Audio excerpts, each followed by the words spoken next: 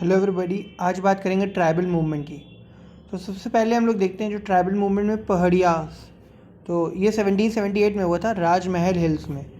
And इसका reason था कि ब्रिटिश वेयर एक्सपैंडिंग, वो एक्सपेंशन कर रहे थे अपना। तो ये मूवमेंट लॉन्च किया गया और इस लॉन्च होने के बाद जो रिज़ल्ट ये आया फॉर्म में कि उनको दमन कोरिया एक एरिया बना के दिया गया जहाँ पे वो अपना कल्टीवेट कर सकते हैं।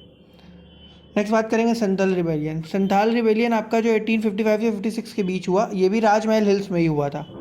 और इसके जो मेन लीडर थे, ये हमेशा पूछ लेता है क्वेश्चन, सिद्धू एंड कानू, चांद एंड भैरव, ये दोनों लीडर हमेशा पूछ लेता है। रीज़न इसका भी ये था कि against British landlord revenue system plus जमींदार। जो ब्रिटिश का रेवेन्यू सिस्टम था वो बहुत डिफरेंट था, इस वजह से उनको बहुत दिक्कत हो रही थी। और जमींदार ये एकदम दमनकारी नीति वाला था, इन लोग का जो है रेवेन्यू सिस्टम भी, और बहुत प्रताड़ित करते थे इस रेवेन्यू सिस्टम से, उन लोग को रेवेन्यू देने में बहुत दिक्कत हो रही थी।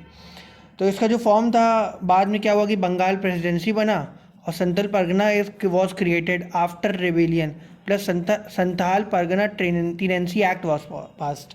तो ये दो चीज़ें हुई इस रिवॉल्ट करने की वजह से, ये रिबेलियन करने की वजह से। इसके बाद देखते हैं चौर अपराइजिंग। चौर अपराइजिंग आपका हुआ था जंगल महल रीजन में 1776 72 1998 तक। लीडर थे इसके दुर्जन सिंह, ये इंपॉर्टेंट, ये पूछ लेता है।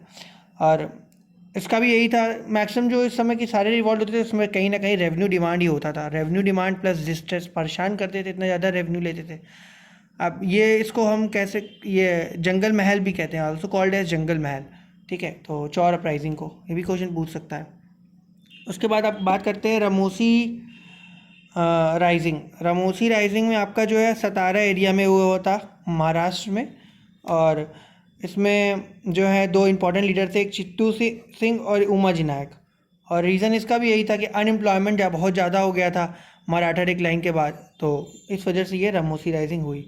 बाद में इसके जो हैं जो और लीडर आए, वासुदेव बलवंत फाड़के, इनको और ऑर्गेनाइज़ किया था ग्रुप को। और रमोसी जो है, इन लोग क्या करते थे, डकैती करते थे अंग्रेज में, वो सब का लूटते थे। तो उस वजह से और इस राइजिंग को और बढ़ाया गया। तो इसमें बहुत हेल्प करी बलवंत फड़के ने। नेक्स्ट बात करते हैं ताना भगत मूवमेंट। इसकी तो मूवी भी आई है, अजय देवगन वाली, आप लोग शायद देखे होंगे। बिहार रीजन में हुआ है और लीडर इसके थे जतरा भगत एंड बलराम भगत। ठीक है, और इसका भी रीज़न होता था वही सब, मैक्सिमम यहाँ पे टैक्सेस आ गया था, वहाँ पे आउटसाइडर्स आ गए थे, बनियास, जमींदार। तो ये सब अपना जो है एक पावरफुल अपना ग्रुप बना लिए थे। तो अब वहाँ के लोगों को दिक्कत हो रही थी, इस वजह से भी ये रिवॉल्ट बढ़ा। इसका फॉर्म क्या हुआ बाद में रिवॉल्ट का, फिर रिजल्ट के राउंड में ताना भगत, मुंडा, अरौन, ये सब जो थे निकल कर आए।